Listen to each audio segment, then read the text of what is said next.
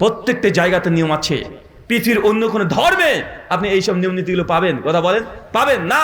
যার যেমন মন চাচ্ছে করে দিচ্ছে, প্রস্রাব করে পানি নিচ্ছে না, কোথায় গর্ত, কোথায় গাছ, কোথায় পানি, কোনো ধর্মের কোনো মানুষ দেখে না। একমাত্র ইসলাম এমন একটা জীবন ব্যবস্থা যে প্রত্যেকটা জায়গায় সূক্ষ্ম সূক্ষ্ম মানুষের কল্যাণের জন্য আল্লাহ বিধান দিয়েছে কি দেয় নাই? সহিহ বুখারী, ইমাম বুখারীর একটা কিতাব আছে আল আদাবুল মুফরাদ, 1957 নম্বর হাদিস। হঠাৎ আল্লাহ নবী সাহাবীদেরকে বলছে, সাহাবী আমার, খবরদার কেউ রাস্তাতে বসবে না। সাহাবীর অবাক, বলে কি রাস্তায় বসবো না মানে? ইয়া রাসূলুল্লাহ, রাস্তাতে আমাদের বসাই লাগে, আপনি বলছেন রাস্তায় বসেন না। রাস্তায় তো আমাদেরকে বসতেই হয়, কারণ রাস্তাতে ব্যবসা বাণিজ্য সমস্ত কিছু আছে। আল্লাহ নবী, রাস্তায় যদি বসার অনুমতি না থাকে আমাদের জন্য খুব কঠিন হয়ে যাবে। আল্লাহ নবী রাস্তায় বসার জন্য অনুমতি দেন। আল্লাহ নবী বলছেন রাস্তায় বসো না, বসতেই যদি হয় রাস্তার হক আদায় করো। সাহাবীর অবাক, বলে কি রাস্তার হক?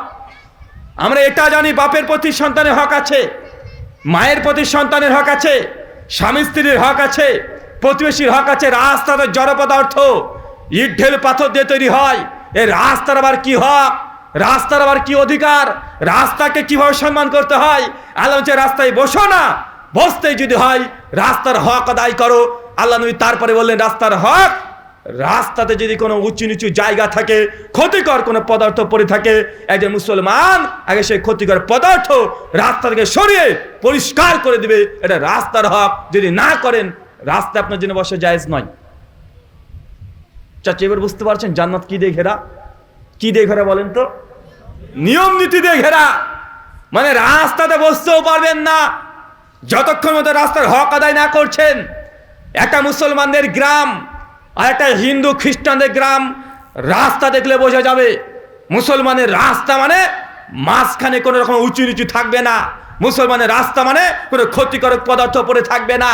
আপনার পাশের বাড়ির মানুষের সঙ্গে ঝামেলা হয়েছে, আপনি বাহাদুরি করে আপনার জমিকে ঘিরে দিবেন, মানুষের চলাচলের রাস্তা বন্ধ করে দিবেন, এটা ইসলাম নয়।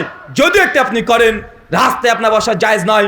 যদি আপনার টাকা দিয়ে এই জমি কেনা, তারপর পথচারী রাস্তাদের ঘিরে দেওয়া, এটা ইসলামে নিষিদ্ধ, হারাম, যেটা আপনি বারবার করেন। আছে না নাই? আছে না ভাইজান? মানে একটু 19-20 হয়েছে, একটু 19-20 হয়ে গেছে, আর আপনার জমি আছে, বলছে তুই আমার বাড়ির সামনে যাস, তোকে আমি দেখে নিব। রাস্তা ঘিরে দিয়েছে, ওর জমির প্রয়োজন নেই, তারপরে ঘিরে রেখে দিয়েছে, অথচ ওই জমিটা মানুষের উপকার হচ্ছিল, মানুষ ব্যবহার করছিল। আছে না নাই? আল্লাহ নবী বলছে রাস্তায় বসো না। রাস্তায় যদি বসতে চাও রাস্তার হক আদায় করো। রাস্তার 2 নম্বর হক, আল্লাহ নবী বলছেন রাস্তাতে যদি অচেনা অপরিচিত কোনো পথিক যায়, তাহলে সেই ব্যক্তি যদি জিজ্ঞাসা করে ভাইজান অমুক জায়গাতে যাব, একজন মুসলমান তার কর্তব্য দায়িত্ব তার নিজের কাজ ফেলে উঠে ওই অচেনা ব্যক্তি যেখানে যাবে সে ঠিকানাটা ভালোভাবে বুঝিয়ে দেওয়া। আপনি কি করেন? আপনি তো উল্টো করেন। কেউ যদি বলে যে ভাই অমুক জায়গাতে যাব, জিকে একাডেমিতে যাব, কোন দিক দিয়ে যাব ভাই?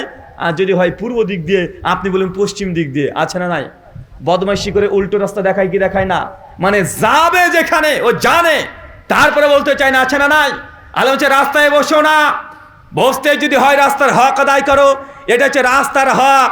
আল্লাহ 3 নম্বর কথা বলতে গিয়ে বলছেন কোনো ব্যক্তির যদি বোঝা ভারী হয়ে যায় রাস্তায়, তার বোঝাকে তুমি হালকা করে দাও। মানে একজন রিক্সা চালক, সে অনেক বোঝা নিয়ে যাচ্ছে, একটা গর্তে পড়ে গেছে, তুলতে পারছে না রিক্সাটা। আপনার দায়িত্ব, আপনি যত টাইকট পরে থাকেন না কেন, যদি আপনি মুসলমান হয়ে থাকেন, আপনার কাজ ফেলে উঠে আপনাকে আগে নেমে ওই ভ্যানটাকে, রিক্সাকে ঠেলে দিয়ে তাকে উপরে তুলে দিতে হবে। এটা রাস্তার হক। যদি আদায় করতে না পারেন, রাস্তাতে বসা, রাস্তাতে চলাচল ইসলাম আপনাকে জায়েজ করেনি, আপনি রাস্তাতে বসতে পারবেন না। অতএব সোজা, এটা ইসলাম চতুর্দিক থেকে নিয়ম নীতি দিয়ে ঘিরে রেখে দিয়েছে। সহিহ বুখারী কিতাবুল নিকাহ, হাদিস না 5063, আল্লাহ নবী বলছেন নিকাহ মিনাস সুন্নাতি, বিয়ে করা হচ্ছে আমার সুন্নাত। ফামান রাগিমান সুন্নাতি ফালাইসা মিন্নি, যার সামর্থ্য আছে তারপরেও বিবাহকে করে না, সে আমাদের দলের অন্তর্ভুক্ত না, সে মুসলমানই নয়, আমার উম্মত না। মানে বিয়ে করা কি? কথা বলেন, বিয়ে করা কি? বিয়ে করা ইবাদত। বিয়ে করা যদি ইবাদত হয়, তাহলে আপনি বিয়ে করছেন নিজের ইচ্ছে মতো, এটা ইসলাম নয়। বিয়ে যদি করতে হয়, ইসলামের আইন নিয়ম কানুন আছে না নাই? আছে না নাই? জি। আপনি বিয়ে করছেন, অথচ বিয়ের আগে একদিন 2 দিন আগে মেয়েটাকে বসিয়ে পাড়ার মানুষের সামনে, গ্রামের মানুষের সামনে অর্ধলঙ্গ অবস্থায় বসিয়ে গোটা পাড়ার মানুষ এসে আপনার মেয়ের শরীরে ও হলুদ লাগাচ্ছে। আছে না নাই? হলুদ লাগানো আছে না নাই? আচ্ছা, আপনি যে হলুদ লাগাচ্ছেন, গোটা গ্রামের মানুষকে ডেকে নিয়ে এসেছেন, আপনার মেয়েটাকে সুন্দরকে সাজিয়ে দিয়েছেন, মেয়ের পিঠ পেট সবাই মানুষ এসে দেখছে, আপনার মেয়ের গোপন জায়গাগুলোতে হাত দিয়ে টাচ করছে, বা এটা ইসলামে জায়েজ? আরো জোরে বলেন, জায়েজ? আপনি বলছেন বিয়ে করা ইবাদত, আর বিয়ে করা যদি ইবাদত হয়, নবীর সুন্নাত মেনটেন করে আপনাকে এই বিবাহকে সম্পূর্ণ করতে হবে। বিয়ে করছেন, বিয়ে ঠিক হয়ে গেছে, বাড়িতে 3 দিন 4 দিন 5 দিন ধরে ডিজে গান বাজছে, হিন্দি গান, বাংলা গান। আছে না নাই? এটা কি জান্নাতি আমল? আল্লাহ নবী এরপরে বলছেন, যখন জান্নাত তৈরি করা হয়ে গেল, আল্লাহ তখন জাহান্নাম তৈরি করলেন। কি তৈরি করলেন চাচা? জাহান্নাম তৈরি করলেন। জাহান্নাম তৈরি করার পরে আল্লাহ ফেরেশতা জিবরিলকে বলছে, জিবরিল যাও জাহান্নামে প্রবেশ করো, জাহান্নামটা একবার দেখে এসো। জিবরিল আলাইহিস সালাম জাহান্নামে চলে গেছে। জাহান্নামে যাওয়ার পর দেখছে জাহান্নাম এত ভয়ঙ্কর, এত গর্জন, এত চিৎকার, এত দুর্গন্ধ, মানুষ ভীত সন্ত্রস্ত। জাহান্নামের গর্জন শুনে জিবরিল আলাইহিস সালাম ছুটতে ছুটতে বাইরে পালিয়ে এসেছে। আল্লাহ, তুই জাহান্নাম কেমন ভাবে তৈরি করেছো? জাহান্নামের বর্ণনা কোনো মানুষ যদি একবার শুনে নাই, সে দুনিয়াকে বিক্রি করে দিয়ে হলেও সে জাহান্নাম থেকে বাঁচার চেষ্টা করবে, জান্নাত যাওয়ার জন্য সে চেষ্টা করবে। এটা একটা মানুষ এমনই করবে। আল্লাহ এরপর ফেরেশতা জিবরিলকে বলছে, জিবরিল যাও আবার জাহান্নাম দেখে এসো। চাচা বলেন তো, আল্লাহ কবার করে পাঠাচ্ছে? 2 বার করে। এখন ফেরেশতা জিবরিল জাহান্নামে গিয়েছে। জাহান্নামে গিয়ে দেখে জাহান্নামের চারিদিকে একদম ঘেরা আছে, চতুর্দিকে প্রাচীরের মতো ঘেরা। জাহান্নামকে ঘিরে রেখেছে আল্লাহ সুবহানাহু ওয়া তাআলা শুধু নিজের মনের বাসনা দ্বারা। মন যা চাই তাই করবেন, এটার নাম জাহান্নাম।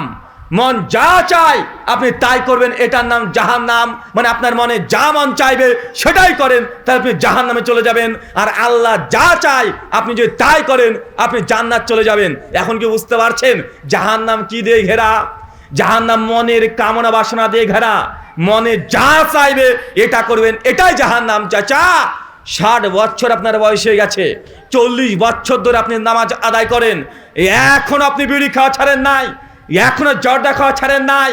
মরা অবস্থায় যদি জর্দার গন্ধ নিয়ে আপনি যদি মৃত্যুবরণ করেন, জেনে রাখবেন আপনি জাহান্নামে চলে যাবেন। কারণ এটা একদম নিষিদ্ধ, এটা আল্লাহর ইচ্ছা না, এটা আপনার মনের বাসনা দিয়ে আপনি জর্দা খাচ্ছেন। আছে না নাই? বিড়িখোর আছে না নাই? জর্দাখোর আছে না নাই? কারা কারা বিড়ি খান একটু হাত তোলেন। চাচা প্রশ্ন কি করেছি বলেন তো? কে কে বিড়ি খান তারা হাত তোলেন। কে কে বিড়ি খান?